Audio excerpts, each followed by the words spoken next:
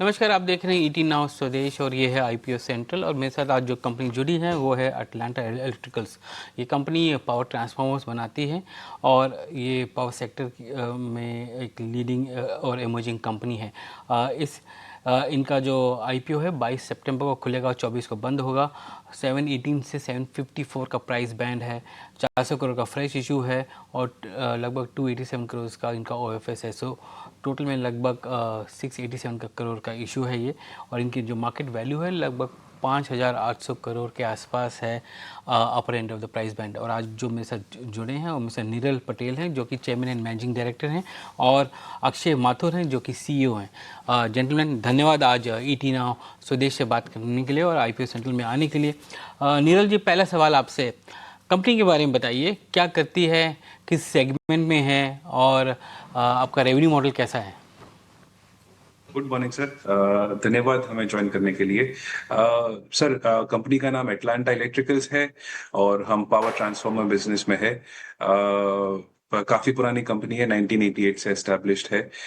धीरे धीरे करके हमने ट्रांसफार्मर का टेक्नोलॉजी अपग्रेड भी किया है।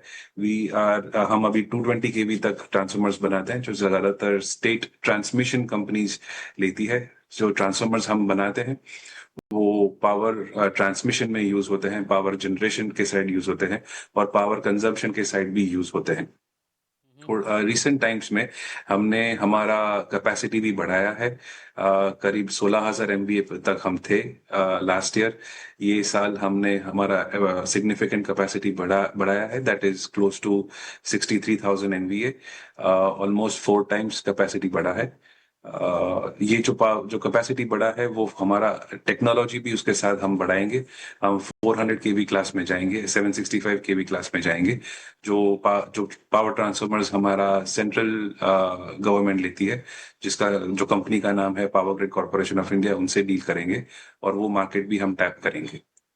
ये बताइए कि इस बिज़नेस में मार्जिन्स कैसे हैं आपके, क्योंकि आपके मार्जिन्स जो हैं लगभग 16% के थे FY25 में। क्या यहाँ से ऊपर जा सकते हैं? सर, मार्जिन जैसे हम हायर की भी रेटिंग में जाते हैं तो मार्जिन थोड़ा बेटर होते हैं, बट एटलीस्ट हम लोग इस बात पे श्योर है कि जो है वो मार्जिन सब रख पाएंगे। ज्यादा इसमें कंपटीशन कम है हायर रेटिंग्स। हम्म। और आपका क्लाइंटेल किस तरह का है? क्योंकि आप पावर ट्रांसमिशन में हैं और आपने बताया कि पावर ग्रिड भी एक बड़ा आपका कस्टमर है यहाँ पर। तो ये कितना कितना प्रतिशत आपका जो रेवेन्यू है और ऑर्डर बुक जो है वो स्टेट यूटिलिटी से आता है या सेंट्रल यूटिलिटी से आता है, और कितना प्राइवेट सेक्टर से आता है? करीब 70% के करीब स्टेट यूटिलिटी या सेंट्रल यूटिलिटी से आता है और 30% आईपीपी या जो रिन्यूएबल एनर्जी जनरेट करते हैं उनसे आता है। नीरज जी, ये भी बताइए कि अभी हमने देखा कि पिछले कुछ सालों में ग्रीन एनर्जी काफ़ी चला है। उसके लिए काफ़ी ट्रांसमिशन एंड डिस्ट्रीब्यूशन चाहिए होता है, ऑफ टेक करने के लिए इक्विपमेंट चाहिए होते हैं। तो ग्रीन एनर्जी का जो पोर्शन है आपका रेवेन्यू में वो कितना है, और जो ऑर्डर बुक आपने आपका जो लगभग 1,600 करोड़ का है उसमें कितना है ग्रीन एनर्जी? सर, फिलहाल ये डिमांड बहुत है ग्रीन एनर्जी में। ये डिमांड एक्चुअली ट्रांसलेट इसलिए होता है कि हमारा नेशन का पावर रिक्वायरमेंट ज्यादा है और वो दिन ब दिन बढ़ने ही वाला है। विथ ईवीज कमिंग, ईवी आ रही है, रेलवेज में डिमांड आ रहा है, जो पॉपुलेशन ग्रोथ है उसके लिए डिमांड आ रहा है। इंडिया अभी अपने आप को इलेक्ट्रीफाई कर रहा है सर। सो ये डिमांड हमेशा रहेगा। ये डिमांड को ऑफसेट करने के लिए हम पावर भी जनरेट कर रहे हैं। जो हिस्टोरिकली हम मेगावाट्स में करते थे, आज हम गीगावाट्स में कर रहे हैं और काफी अग्रेसिव तरीके से ये पावर जनरेशन का प्रोजेक्ट हमारे देश में चल रहा है। ये मेजॉरिटी जो पावर रिन्यूएबल पावर जनरेट जो हो रहा है वो सोलार में हो रहा है। और हमने अब काफी समय पहले 2022 में ही हमने एक इन्वर्टर ड्यूटी ट्रांसफार्मर जो कि एक प्रोडक्ट है जो सोलार साइड पे लगते हैं, हमने वो डेवलप किया था। और वो जस्ट थोड़ा आगे चल के थोड़ा 5 साल का विजन लेके हमने पहले ही डेवलप करके रखा था, जिसका काफी सारा डिमांड है। करीब 10% हमारा ऑर्डर बुक गाइड करता है आईडीटी ट्रांसफॉर्मर्स के थ्रू। ये पावर जो जनरेट होता है सोलर साइट पे उसको ट्रांसफर करने के लिए एंड कंज्यूमर तक जो अगर 1 मेगावाट जनरेट होता है तो करीब 7 मेगावाट के ट्रांसफॉर्मर्स लगते हैं to step it up and then step down transformers too so that जो कंजम्पशन होता है इन यूजर के साइड वो हो पाए efficiently. So solar generating site पे हम इन्वर्टर ड्यूटी ट्रांसफॉर्मर्स देते हैं, इंट्रीम ट्रांसफॉर्मर्स देते हैं, फाइनल पूलिंग ट्रांसफॉर्मर्स जो कहते हैं जो फाइनल ट्रांसमिशन के लिए यूज होते हैं वो भी देते हैं। आपने कहा कि आपकी कैपेसिटी आपने लगभग 4 गुना बढ़ा दी है। नई कैपेसिटी जो आई है वरोध में भी आई है जो, और बेंगलोर में आई है, क्योंकि आज तक गुजरात में सबसे ज़्यादा आपका कैपेसिटी रन कर रहा था। तो आपकी विजिबिलिटी कैसी है इस सेक्टर में, क्योंकि आपने 16,000 से लगभग 63,000 आप लेके गए हैं कैपेसिटी को, तो विजिबिलिटी किस तरह की है आपकी ऑर्डर बुक की? सर डिमांड काफी है और ये डिमांड रहेगा अगले 5 से 7 साल तक, वैसा हमें लग रहा है। और हम जैसे ही नया कस्टमर हमारे की टीम ऐड करने वाले हैं, क्योंकि हम जो बड़े ट्रांसफॉर्मर्स बनाते हैं 400 और 765 के, उसमें आज फिलहाल हमारे देश में शॉर्टेज है मैन्युफैक्चरर्स का, और इसी शॉर्टेज को एड्रेस करने के लिए हमने ये कैपेसिटीज बढ़ाई है।